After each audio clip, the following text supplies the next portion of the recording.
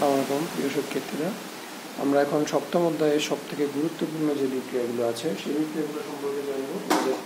সপ্তম অধ্যায়ের সবথেকে গুরুত্বপূর্ণ যে বিক্রিয়াগুলো সেগুলো খুবই ইম্পর্টেন্ট। এই বিক্রিয়াগুলো আমাদেরকে জানতে হবে। এটা হচ্ছে HCl হাইড্রোক্লোরিক অ্যাসিড, এটা সোডিয়াম হাইড্রোক্সাইড, এটাকে কস্টিক পটাশও বলা হয়, ঠিক আছে, কস্টিক সোডা বলা হয়, এটাকে কস্টিক সোডা বলা হয়। কস্টিক পটাশ হচ্ছে KOH এবং AQ মানে অ্যাকোয়াস, জলীয় দ্রবণ।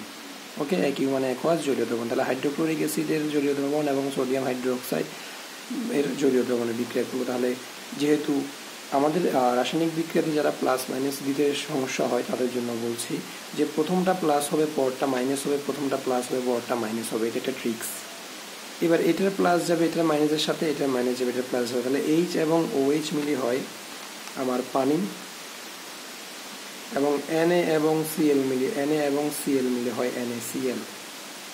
ওকে, তাহলে Na এবং Cl যুক্ত হয়ে হচ্ছে NaCl, H এবং OH মিলে হচ্ছে পানি। এখানে HCl এটা হচ্ছে অ্যাসিড, NaOH হচ্ছে ক্ষার। এটা অ্যাসিড আমি কীভাবে বুঝবো? এখানে H প্লাস আছে, যেখানে H প্লাস থাকবে সেটা হচ্ছে অধিকাংশ ক্ষেত্রে অ্যাসিড, যেখানে OH মাইনাস থাকবে সেটা হচ্ছে ক্ষার, হাইড্রোজেন আয়ন, হাইড্রোক্সিল আয়ন।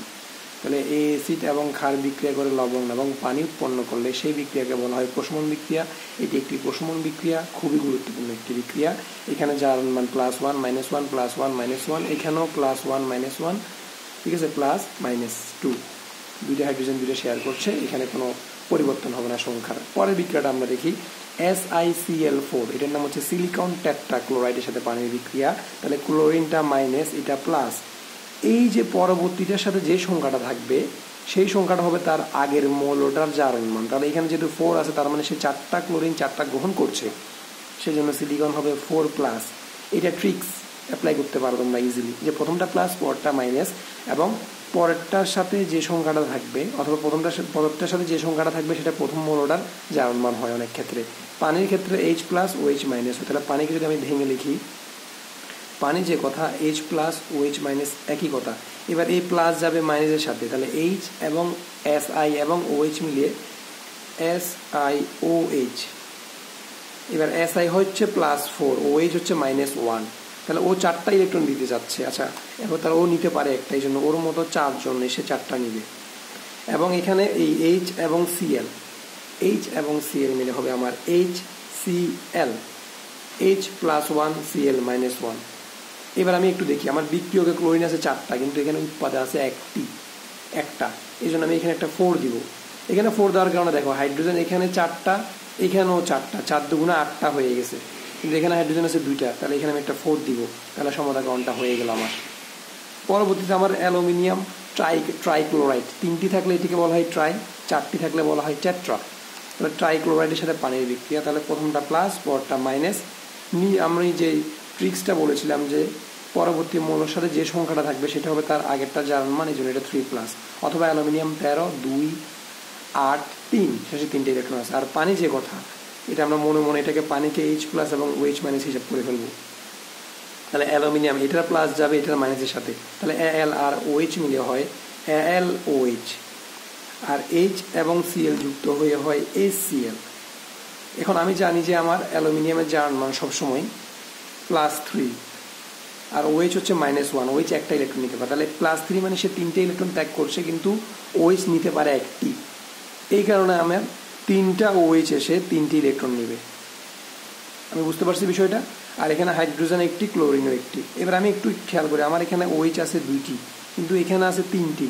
আমি সমান করতে গিয়ে এবং আমি আরেকটু খেয়াল করি, এখানে আমার উৎপাদে অক্সিজেন আছে 3টা, কিন্তু এখানে আছে একটি, এই জন্য আমি এখানে একটা 3 দিলাম। 3 দেওয়ার কারণে আমার এখানে হাইড্রোজেন হয়ে গেছে 3 দুগুণা 6টি, কিন্তু এখানে আছে হাইড্রোজেন 3টি। ওকে, এবং আমার বিক্রিয়কে ক্লোরিন আছে 3টি, দেখেন বিক্রিয়কে ক্লোরিন আছে 3টি, কিন্তু উৎপাদে ক্লোরিন আছে একটি, এখানে একটা 3 দিলাম। এই 3 দেওয়ার কারণে ক্লোরিন 3 নাকি 3টি মিলছে, হাইড্রোজেন 3 দুগুণা 6, এখানে 3টি, এখানে 3টি, 6টি, সমাধানটা হয়ে গেল। একইভাবে এবার আমার এখানে এটা মাইনাস এটা প্লাস, যেহেতু এখানে 2টা ক্লোরিন 2টি ইলেকট্রন নিচ্ছে, তার মানে এই সংখ্যাটা হবে তার আগেরটার জারণ মান, এই জন্য Fe2+। Fe2 এবং FeCl2 এবং Cl2 মিলে Fe আর Cl মিলে আবার FeCl হবে। এবার এটা একটু ডিফারেন্স বিক্রিয়াটা FeCl3 হবে। তাহলে আমি কি মুখস্থ করে ফেলছি জি না, আমাকে একটা জিনিস জানা রাখতে হবে, কয়েকটি মৌলের জারণ মান একটু মুখস্থ রাখতে হবে আমাকে। Fe2+ হয়, Fe3+ হয়, মানে লোহার জারণ মান। Fe2+ হয়, Fe3+ হয়। ছোট জারণ মান হলে এটাকে আমরা বলবো আস, বড়টা হলে বলবো ই। তাহলে এটা হচ্ছে ফেরাস ক্লোরাইড। আমার প্রথমে যে মৌলটা আছে এটা হচ্ছে ফেরাস ক্লোরাইড, এটা ফেরিক ক্লোরাইড। জারণ মান যদি বিক্রিয়কে 2 ব্যবহার হয়, উৎপাদে 3 ব্যবহার হবে। একইভাবে আমার Sn2+ হয় এবং Sn4+ও হয়। স্টেনাস ক্লোরাইড, স্টেনিক ক্লোরাইড, এটা হচ্ছে টিন, এটা হচ্ছে টিনের সংকেত, স্টেনাস স্টেনিক। এবার আমি একটু সমাধাকরণ করে দেখি। আমার এখানে বিক্রিয়কে ক্লোরিন আছে, এখানে আছে ক্লোরিন 2টা, এখানে 2টা, মোট 4টা, কিন্তু এখানে আছে 3টি মৌল। আমি এখন সমান করার জন্য এখানে যদি আমি একটা 2 দিই, তাহলে এখানে আমার দেখেন আয়রন হয়ে গেছে 2টা, ক্লোরিন 6টা। আর এখানে যদি আমি একটা 2 দিই, তাহলে আয়রন 2টা, ক্লোরিন 2 × 4, 4 × 2 6টি। আমার সমাধাকরণটা হয়ে গেছে, আশা করি বুঝতে পারছি। এটার নাম হচ্ছে ফসফরাস পেন্টাক্লোরাইড। 5 থাকলে সেটাকে বলা হয় পেন্টা, ওকে। 1 থাকলে মনো, কার্বন মনো। 2টা থাকলে কার্বন ডাই, CO2। 3টা থাকলে ট্রাই, টেট্রা, পেন্টা। বুঝতে পারছি বিষয়টা? তাহলে কেন পেন্টাক্লোরাইড বললাম? এটা একটি বিয়োজন বিক্রিয়া। ফসফরাস পেন্টাক্লোরাইডকে যদি আমি তাপ দেই, এটা ভেঙে PCl3 এবং Cl2, ফসফরাস ট্রাইক্লোরাইড এবং ক্লোরিন উৎপন্ন হয়। আশা করি বিক্রিয়াটা বুঝতে পারছি। এবার আমাদের এখানে যে বিক্রিয়াটা আছে, জিঙ্ক এবং সালফিউরিক অ্যাসিডের বিক্রিয়া, সালফেট সবসময় -2। আমার এখানে কয়েকটা যৌগমূলকের জারণ মান মুখস্থ রাখতে হবে।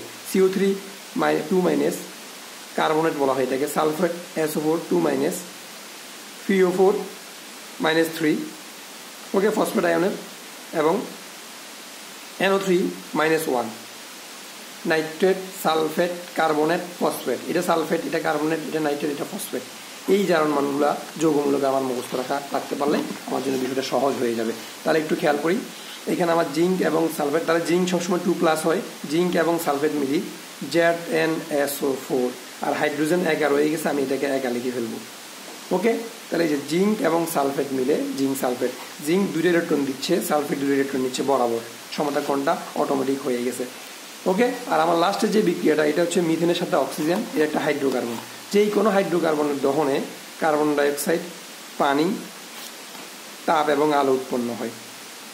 এটা আমরা বেসিকটা মনে রেখে দিব, যে এই যে কার্বন এবং হাইড্রোজেন, এখানে কার্বন আছে এবং হাইড্রোজেন আছে, কার্বন এবং হাইড্রোজেন মিলে হাইড্রোকার্বন হয়।